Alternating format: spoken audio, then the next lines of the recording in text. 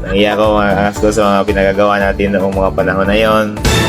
Hey, what's up guys? Kumusta? This is Buhay ni Boy Angas. At sa ngayon po, for this video po ay reaction video muna po tayo sa mga previous upload natin nung mga panahon noon nung hindi pa na-erase yung ating Facebook.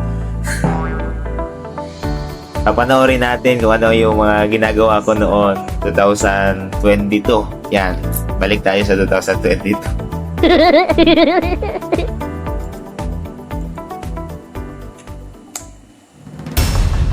Ano? Lagos TV. Ano? Sapat na ba to? Ha? Para dapat silang. Nahiya ko mga angas ko sa mga pinagagawa natin noong mga panahon na yon dahil nasa probinsya tayo niyan. 2 years na tayo ngayon na nandito sa Manila. 2022 yung video na yan. In-upload natin yan sa Boy Angas na deleted po.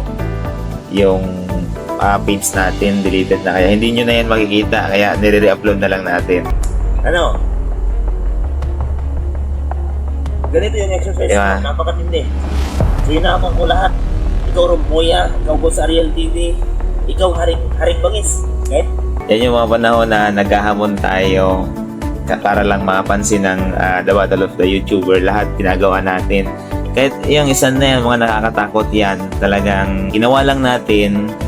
Pero pinag-aralan ko muna kung paano yan. Kasi noong time na yan, maulan, bago lang nag-init. Tapos, ano yan, basa yan. Talagang napakadulas yan. Kinakabahan ako pag mahulog tayo dyan, talagang una yung ulo natin, sigurado.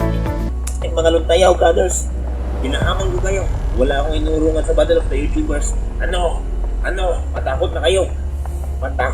Mananalasan na si Kuya Angas dyan sa Battle of the YouTuber. Matakot na kayo. Nakikita mo nyo yung mga laban ko, talagang hindi ako marunong manuntok. Yung nakipag-boxing ako, yung kalaban ko napakaliit, pero hindi ko kayang itumba, hindi ko kaya. So, matakot na kayo. Ano kasi yan, hype yan ng mga panahon noon. Alam mo naman, kailangan nating mag-angas dahil sa character natin nung panahon na yan, Boy Angas. Boss MG, Lagos TV, kung napapanood ko na to, ikasan nyo na, kahit sino dyan, lalabanan ko. Wala akong experience sa boxing, pero wala rin akong experience sa pag-cut sa lupi, sa pagsaka ng yog. Pero gagawin ko ang lahat. Magiging champion ako, undefeated sa The Battle of YouTuber. Ang mga taga-Masbate hindi marunong magsa, pero marunong magpatumba. Yan. Di marunong magmura pero marunong magpatumba. Ano na lang yung ginagawa natin yan para mapansin lang ni Boss MG. Kaya yung mga ginagawa natin ng mga panahon na yan. Pero syempre, ako pa rin yan nung panahon na yan.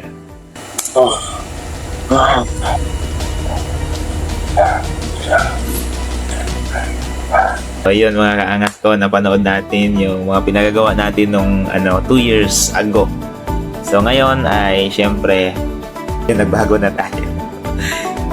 na erase kasi yung Facebook natin. Tapos yung YouTube natin, naibenta yun siya nung pag bubuntis ni Mrs. Abang-abang lang, marami pa tayong mga upload na video. Basta follow lang kayo. Sa akin to, itong Buhay ni Boy Angas na merong 700 plus na 793. Sa panahon ngayon 793 pa siya. Sa akin to, tapos meron tayong dalawang Facebook na Jimson Condrilon Manzano Jimson, tsaka isa pa pala yung Jimson Quadrilon. So yun, stay tuned lang po mga kaangas ko. God bless and bye bye.